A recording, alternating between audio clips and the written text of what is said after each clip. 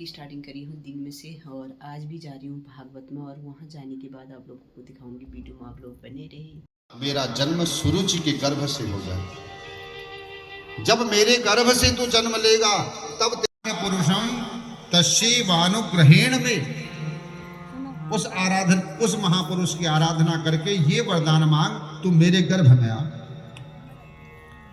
क्या जानते हैं ध्रुव जी, रोते रोते चल दिए अपनी माँ के पास। माँ ने देखा बच्चा रोकर आ रहा है, गोदी में बैठाया, आंसू पोंछी। बेटा क्यों रोते हो, क्या हुआ? ध्रुव जी बोले, माँ तू सच्ची सच्ची बता, तू महाराज की ब्याहता पत्नी है कि नहीं? बोली, बेटा हूं। अगर तू महाराज की ब्याहता पत्नी है, तेरे मांग में सिंदूर भी है, तेरे गोद में लाल भी है, फिर सुरुचि ने कैसे कह दिया कि तू दुर्भगा है? जिस स्त्री का सौभाग्य भी हो और जिस स्त्री की गोद में उसका बेटा भी खेल रहा हो, वह दुर्भाग्यशालिनी कैसे हो सकती है?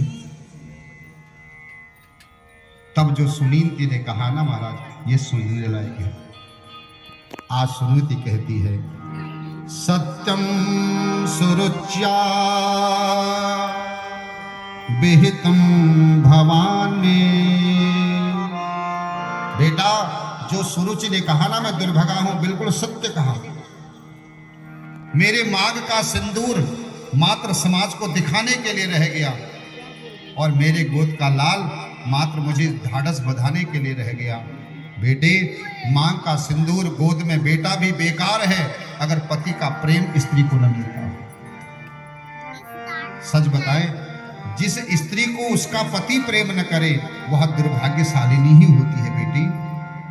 और तू जानता है, राजा मेरे से न बात करते हैं, न मिलते हैं, न आते हैं, तो मैं दुर्भगा ही हूं। और रही बात बेटा तेरे पिता, आज मेरे को एक बात बहुत अच्छी लगी।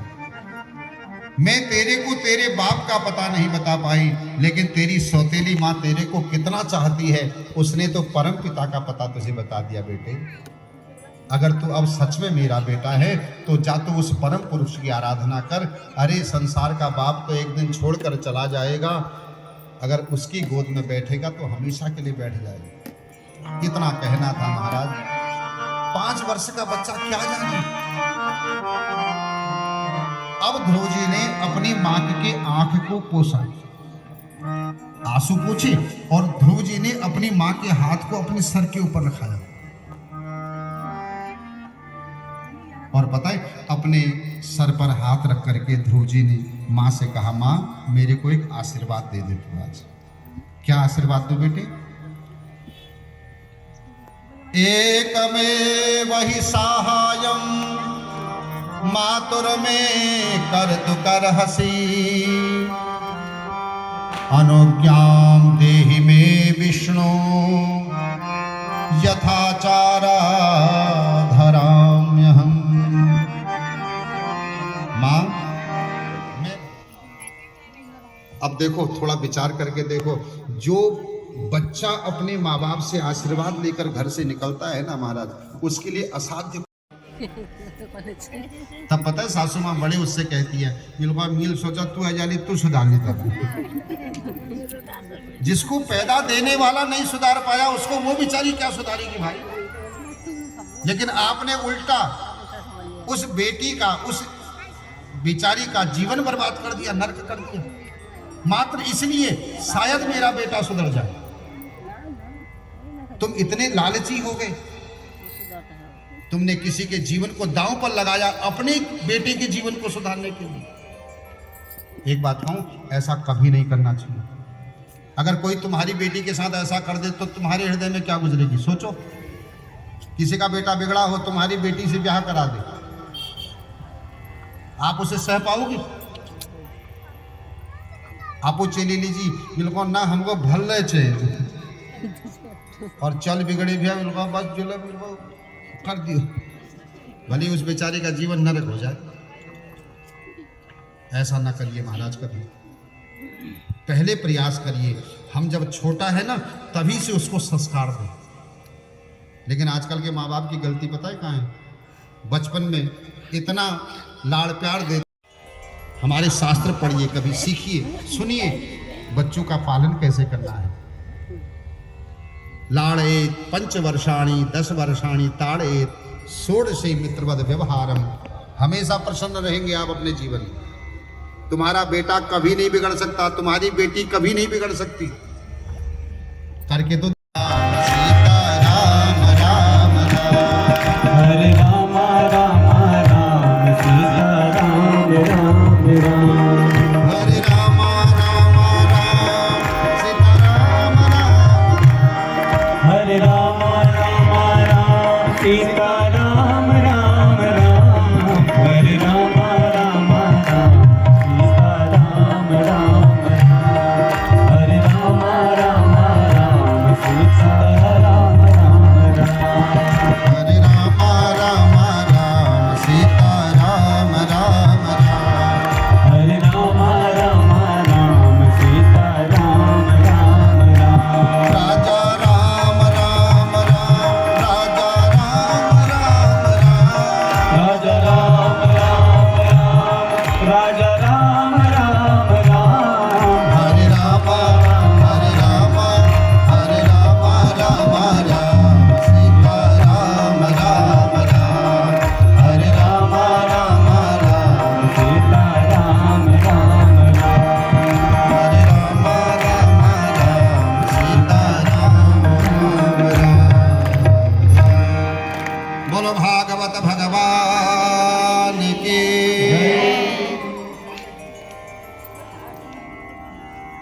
जैसे ही महात्माओं ने समझाया महाराज ऐसा न करो।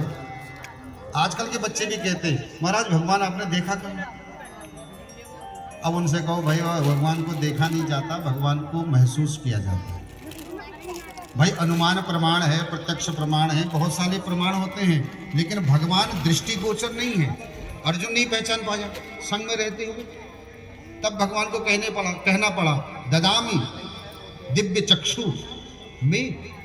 तेरे को जब दिव्य चक्षु मिलेगी तभी देख सकता है तू मुझे। एक बात बताऊं, एक कलयुग की महात्मा से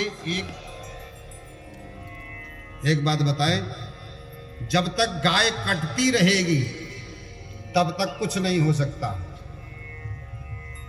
क्योंकि गाय वेद लक्षणा है, सभी देवताओं का वास है, और जब तक वो कटे, जब तक वो मरती रहे, तब तक हम सोचे कि हम सुख और शांति से रहेंगे, ये कभी संभव नहीं है। एक बात कहें, पृथु महाराज गाय के रूप में पृथ्वी को देखते ही समझ गए अवध्या है, इसे मारा नहीं जा सकता, ये पूजनीय है। अच्छा एक बात बताओ, कोई आपकी मां को मारे, आप उससे दोस्ती करोगे?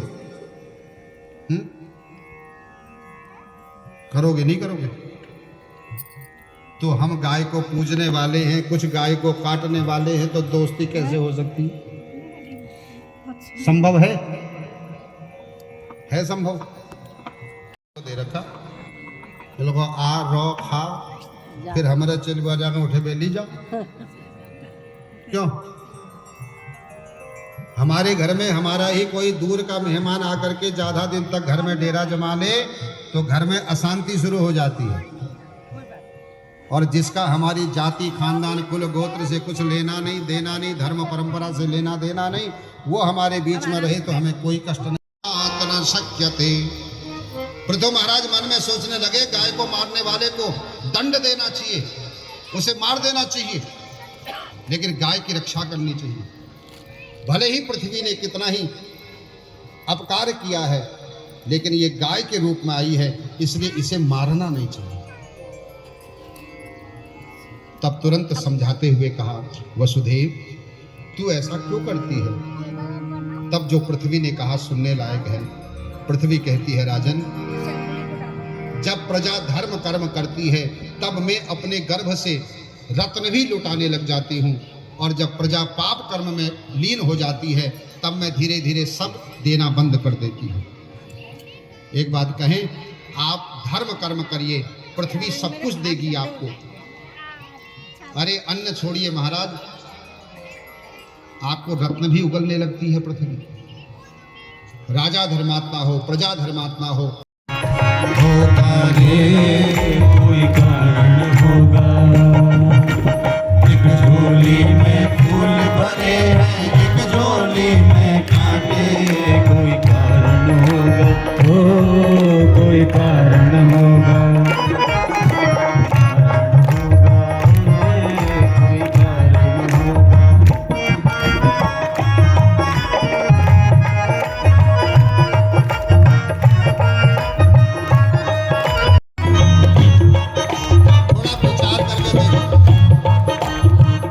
थोड़ा विचार करके देखो, किसी को नाग काट लेता है ना, बच जाता है, और किसी को चींटी काटती है तो मर जाता है।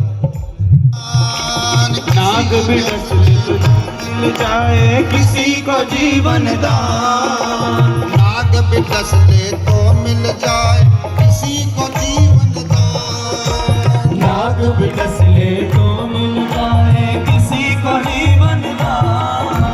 चींटी से भी निकल रहे हैं, चींटी से भी निकल रहे, किसी किसी के प्राण। अरे कोई कारण होगा।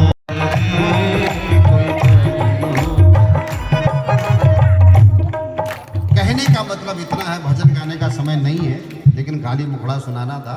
कोई न कोई कारण है भैया, कुछ हो रहा है, दिन हो रही है, रात हो रहा है, सवेरा हो रहा है, शाम हो रहा है, कोई आ रहा है, कोई जा रहा है, कुछ न कुछ कारण है। बिना कारण के सृष्टि में कुछ नहीं है।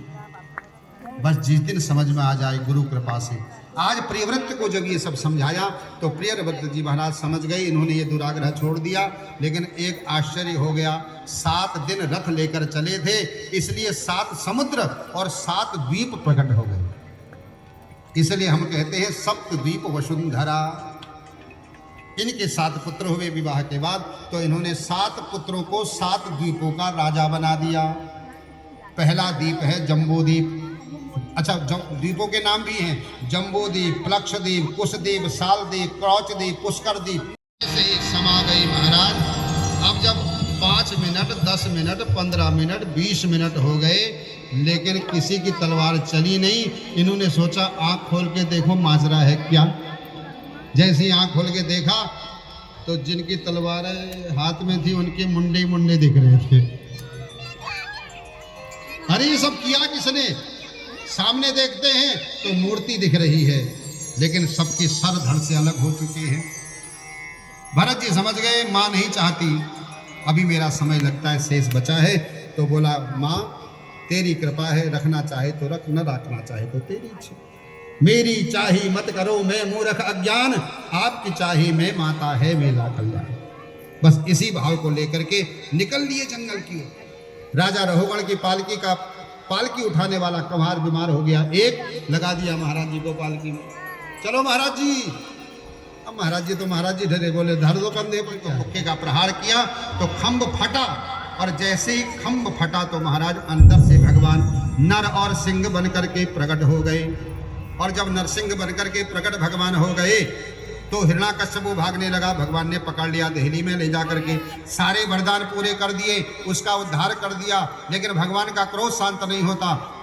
ब्रह्मा जी आकर स्तुति करे, भगवान ने एक दहाड़ लगाई, भाग गए ब्रह्मलोक। शंकर भगवान आए, वो भी भाग गए। लक्ष्मी माता बोली मेरे सामने इनकी नहीं चलती है, क्योंकि हर पत्नी को यही लगता है मैं बोलूंगी तो चुप हो जाएंगे। लेकिन भगवान ने एक ऐसी दहाड़ लगाई, लक्ष्मी मैया दैया मैया करके बैकुंठ में नजर आए। अब ब्रह्मा जी समझ गए भैया यहाँ नहीं चलेगा ये सब। तब प्रहलाद जी के ऊपर पड़ी दृष्टि। प्रहलाद जी से कहा, प्रहलादम प्रेषयामासः यथा चित्तो तथा मनः। हे बेटे तेरे कारण आए हैं, तू भी शांत कर। प्रहलाद जी भगवान के पास गए, चरणों में गिर गए, और चरणों में गिर करके कहते हैं, ब्रह्मादयः सुरगणा मनयोत सिद्धा सत्य कथा नमतयो वचसां प्रवाहे नाराधितं गुरुगणैररुणाप्लुप्लो किं तुष्टमर्हति समय हरिरुग्र जातः।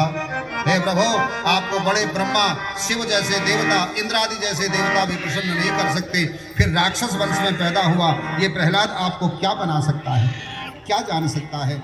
भगवान ने सुना, भगवान ने तुरंत ही उठाया, गोदी में रखा। जैसे गाय नवजात बछड़े को चाटने लगती है, ऐसे ही भगवान प्रहलाद जी को चाटने लगे। जब सारा क्रोध शांत हो गया, प्रहलाद जी के सर पर हाथ रख करके ठोड़ी पर हाथ लगाकर भगवान ने अपनी ओर मुड़ के हाथ जोड़ के बोला, क्षमा कर दे, गलती हो गई, देरी हो गई आने में, तुझे बचाने में। बड़ी दिव्य चर्चा है। अंत में कहा, मांग मांग बर मांग, तुझे क्या दूं। प्रहलाद जी बोले, प्रभु ये मांग मांग करके अपने से दूर न करिए हमको आप, मुझे कुछ नहीं चाहिए। भगवान बोले, मुझे देकर खुशी होगी, कुछ तो मांग ले। प्रहलाद जी बोले, तो एक वरदान दे दो, कभी मैं आपसे कुछ न मांगूं ऐसा आशीर्वाद दे दो। मेरे भाव मन में भाव ही न जगे मांगने का। भगवान ने हृदय से लगाकर कहा, वाह रे प्रहलाद वाह, मान गए तुझे बेटा।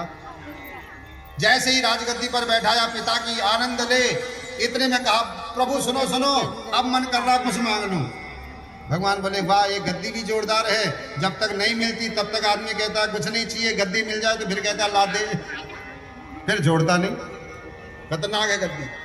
क्या चाहिए बेटा? बोले, महाराज मेरे पिता की दुर्गति न हो जाए बस। भगवान बोले, देख रहा मेरे कंधे में क्या है? बोले, हाँ मेरे पिताजी की आंतें हैं। भगवान बोले, जानता है मैंने क्यों लटकाई हैं? बोले, क्यों लटकाई हैं? बोले, इसलिए लटकाई है, डीएनए करूंगा ले जा करके, देखूंगा तेरा जैसा बेटा किस कर्म से हुआ इसके यहाँ, डीएनए टेस्ट होगा इसका वहां जाके बेटे।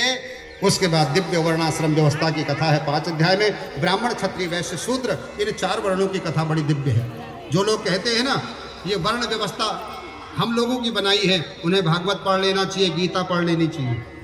ये वर्ण व्यवस्था हमारी नहीं है, भगवान की बनाई गई है।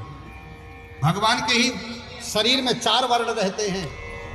ये 4 वर्णों की कथा यहाँ पर 5 अध्याय में है महाराज। उसके बाद मनवंतरों की कथा है। पहला मनवंतर है स्वयंभू मनु, दूसरा है 5वां है रैवत, 6ठा है चाक्षुष और 7वां है वैवस्वत, जिसमें अभी हम